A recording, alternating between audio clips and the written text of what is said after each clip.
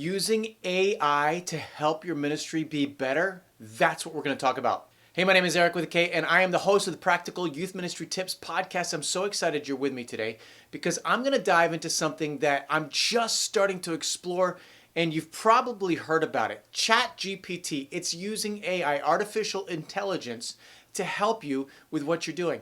Now, I want to give you a couple of caution things, some things that are tugging at me. One, I'm old school. Like, I've been doing this for 30 years, and there's a piece of me that I really enjoy doing youth ministry the way I've done it.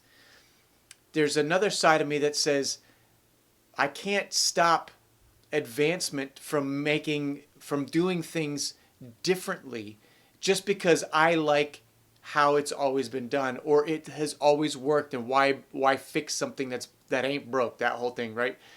But there are tools that come along that help us. It doesn't change our methodology or theology or anything like that. That's not what I'm talking about.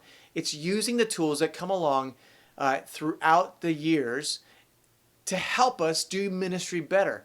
The 90s were all very attractional, doing big games, and not that those things are gone, but that was something then, and then there was this small group thing. And so we're trying to find constantly how to do ministry better. But today I want to talk about this tool, this AI tool, ChatGPT, to help you do youth ministry, give you ideas, help you be creative. And we're going to jump into it. Now, it's not necessarily readily available for everybody, so you just kind of have to jump on and type in ChatGPT. And hopefully you'll be allowed in, but let me show you. So this is what it looks like, chat.openai.com. Okay, and what you'll see is it gives you some examples and what it can do. It's not going to do like bad things or whatever. But I'm just going to give you an example. Like, for instance, down here at the bottom, you write what you want it to do for you. So I'm going to write, please come up with 4 great and active outdoor games for youth ministry. I say please because I'm nice. So you're going to see it now come up with, okay, Ultimate Frisbee, and it gives you some information about that. Capture the Flag, great game, classic, kickball, and scavenger hunt. So these aren't necessarily like mind-blowing games, but let's ask it, please put a creative twist on each of the games. Ultimate Frisbee, play a nighttime glow-in-the-dark version of the game with light-up frisbees and boundary markers.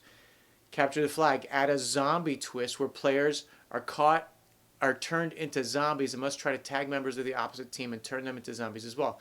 Kickball, play a reverse version of the game where the fielding team must kick the ball and kicking team must field. Scavenger Hunt, create a digital scavenger hunt using a smartphone app where participants must take pictures of videos or items or tasks they complete to earn points. Like, those are super fun, like just slightly creative, different way to do a game. And you can put in all sorts of things in there. Let's come up with another game idea. Please write an outline of rules for each of these games. I think it's important for your game leader to have the rules clearly defined. So now it's going to do that. Sure, here are the basic outlines for each of these. Ultimate Frisbee. Objective, score points by catching the Frisbee in the opposing team's end zone. 2 teams with 7 players each. So it gives you all of these, the rules for the game, which is great because you can then hand this over to your leaders and who's going to lead the game and actually know exactly how to play the game. Again, by the way, I have a free ebook on games. And it has all that. Why you should do games in youth ministry, a bunch of no prep and low prep games, and then 15 best practices. And one of them is always making sure you have the rules for your leader so that they know exactly how the game is played so that when they present it, there's no like, they just know how to play. So this is an important thing. And I'm going to put a link in the description below where you can actually get that free ebook as well as a companion audiobook. Totally free. All you got to do is click the link there. All right, we're going to try something else. Okay, let's say you have an event coming up. We in our youth ministry, we're going to do an auction in 2 months. So I want to write up, please write up the top 10 things I need for a charity auction.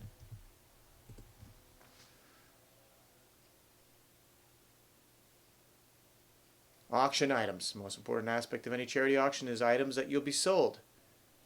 Gives you a list of things. It can range from gift certificates, handmade crafts, high-end items like luxury vacations, sports memorabilia, even cars. Auction catalog, printed a digital catalog with all of the items. You need an auctioneer. Hire a professional, somebody who can make it fun, exciting.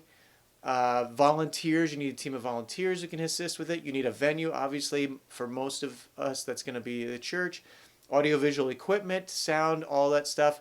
A bidder registration, payment processing, a method for accepting payments, that's really good. Marketing promotion, a plan to promote the auction, including advertising, social media, and word of mouth to attract a large number of attendees. Event catering, providing food and beverages. I might ask it, what is the best way to promote this auction?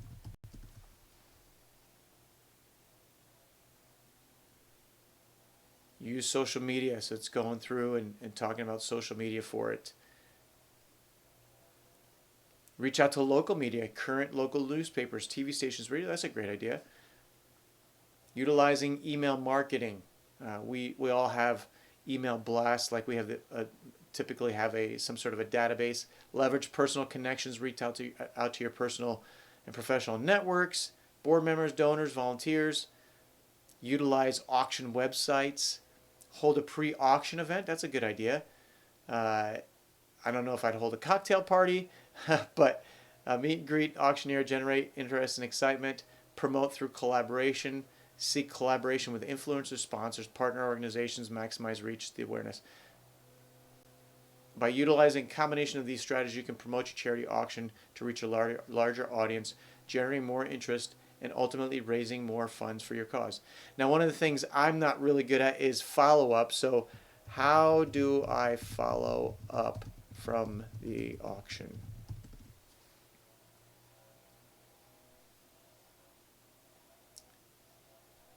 It's crucial maintaining relationships with your supporters. Send thank you notes to attendees and donors. Great way to show your appreciation for their support. Provide a recap of the event. I think that's a great idea. Maybe a video highlight. Send an e-receipt to the winning bidders. It's potential tax deductible contributions. Provide updates on impact. That's a great idea, letting them know what happened as a result of the auction. Our auction is fundraising for camp and then other events that we're going to be doing. Request feedback. That's a great idea. A lot of us don't like to ask for feedback because we're worried that they're going to say something negative, right? And then plan for future events. Use the success of the auction to plan for future fundraising events. Great ideas. All right, let's jump into another idea. Now, this idea may be a little controversial, and I don't know that it's a good idea to use it. I would use this purely for ideas. But let's say you want to do a sermon on humility. Write a sermon outline on humility for youth group. Let's see how it does here. Introduction. Begin with a story or anecdote that illustrates the importance of humility in our lives. Introduce the idea that humility is a crucial aspect of the Christian life, that we should strive to cultivate it in ourselves. 2, what is humility? Define humility as a virtue that involves recognizing our limitations, putting others first, being willing to learn and grow. Use example from scriptures. Gives an example of 1 Timothy 1:15. 3, why is humility important? Explain humility and its importance because it allows us to grow in a relationship with God. And others talk about how pride can be a hindrance to our spiritual growth. Then how can we cultivate humility? Offer practical suggestions on how to cultivate humility in our lives, such as practicing gratitude, seeking feedback from others, and serving others. Use examples of people who exhibited humility in their lives as inspiration, such as Mother Teresa or Martin Luther King. And then a conclusion. Summarize the main points of the sermon and reiterate the importance of humility in our lives. Offer a challenge to the youth group to seek and cultivate humility in their own lives and look for ways to serve others and put their needs first. Close with a prayer asking God to help us grow in humility and to give us grace. We need to live out this important virtue in our daily lives. That's actually fantastic. I could take this outline and really work with it. Again, I wouldn't have it write a sermon for me because I want to put my own stuff. But I mean, many of us use pre-written sermons already, whether it's Download Youth Ministry or Grow Curriculum, Orange, or whatever. We have those kind of things out there. I would just make sure that you don't use it word for word. It is generating based on what's on the internet. So it's looking for things to help us to like searching and aggregating. But this is all like, it's not copying and pasting something. It's literally writing it brand new. This outline just like this has never been written before. I'm like shocked. I'm like a little shocked here as I'm reading through this outline. That's fantastic. Okay, I got 2 more ideas. Okay, so this summer we have summer camp, and I like doing fun videos to promote. So I'm gonna say, please write a funny rap encouraging students to sign up for summer camp.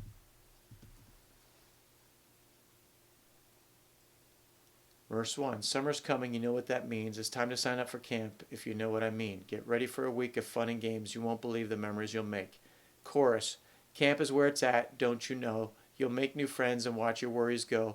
From the lake to ropes to archery range, you won't believe how much you'll change. Verse 2, the days are long, but the nights are lit with campfire s'mores and skits. You'll laugh and cry, and you'll laugh some more, and you'll make some memories, and you'll cherish forevermore. Camp is where it's at. Don't you know you'll make new friends and watch your worries go. From the lake to the ropes to the archery range, you won't believe how much you will change. So sign up now, don't hesitate. Summer camp is something you can't replicate. You'll grow in ways you never thought you could and have a blast while you're doing good. Camp is where it's at. Don't you know you'll make new friends and watch your worries go. From the lake to the ropes to the archery range, you won't believe how much you change. So grab your bags and hit the road. You won't believe how much that you will grow. Summer camp, here we come. Let's make some memories, have some fun. That's actually, it's not bad. That's not bad. I wasn't planning on breaking into rap motion there, but I did it. And you can ask it to change some things. Make it a Christian rap. I don't know what that means, but it's adding, yo, it's summertime, and you know what that means. It's time to hit up summer camp. It's more than just a dream. You'll have fun in the sun and make new friends, and you learn about Jesus, that let the good times never end. Summer camp is where it's at, you know. You'll grow in your faith, let your spirit glow. From the lake to the chapel to the ropes course high, you'll have an experience that'll change your life. At camp, you'll hear the words and grow in grace. You'll worship the Lord and see his face with morning devotions and late night talks. You'll be part of a community that really rocks. Summer camp is where it's at, you know. You'll grow in your faith and let your spirit glow. From the lake to the chapel to the ropes course high, you'll have an experience that'll change your life. So sign up now. Don't miss this chance to make new friends and take a faith-filled stance. You'll grow closer to God and build your faith and have a blast while you're doing. Great. I'm going to go to the outro, so come on now, get excited and hit the road. Summer camp is waiting for you to behold. You'll be filled with joy, love, and peace. Summer camp, let your faith-filled journey never cease. Every time I use this, I'm actually blown away at how good it is. I mean, that's good or bad. You can go in there and tweak it, but it gives you something to work with, right? And that's the idea of this. It's another tool to help you with your ministry. It gives you something to use, and all tools we take to tweak to our own bettering, right? Like we look at it and go, we know our context. So I might go in and change. I didn't like how the summer camp, let the faith-filled journey never cease. I don't like how that ended. It just didn't flow right. So I might fix that a little bit. Okay, I got one more. So I'm writing this on Valentine's. I've already given my wife a card, and we cut out hearts. My wife and I cut out hearts every year out of construction paper. Actually, she saved some from last year, which was genius. And we put them on the floor, leading from our kids' room down the floor, down the stairs, and to the kitchen, where I make Norwegian waffles, which is my grandmother's recipe from Norway, and they're heart-shaped waffles, and I put red dye in it, and then so that the waffles become actually kind of pink, and then I put red, what do you call it, sugar, mix it in with the sugar, so that there's red sprinkles. Thank you, sprinkles. So anyhow, as I'm recording this and submitting this, it's Valentine's Day, and we've done all that. But I thought it would just be funny. This is purely just for fun. I'm gonna say, please write a Valentine's limerick for my wife.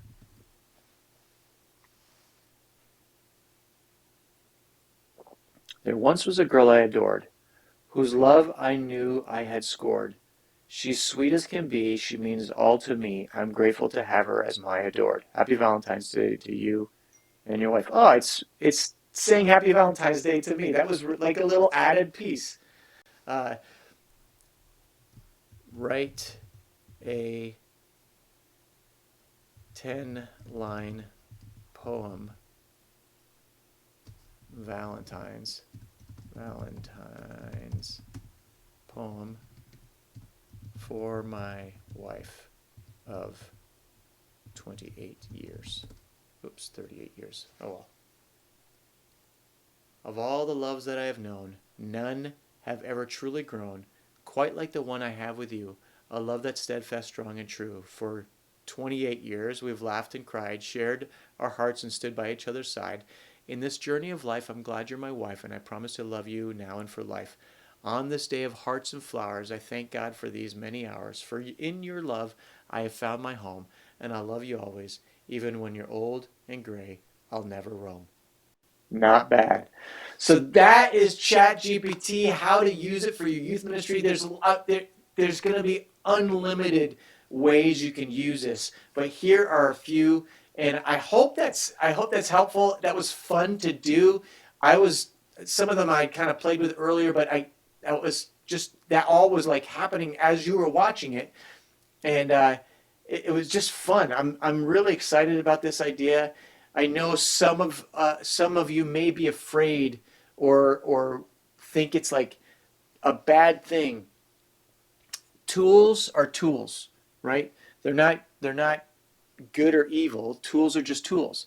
They can be used for good or evil. So we have to choose how we use those tools that are out there.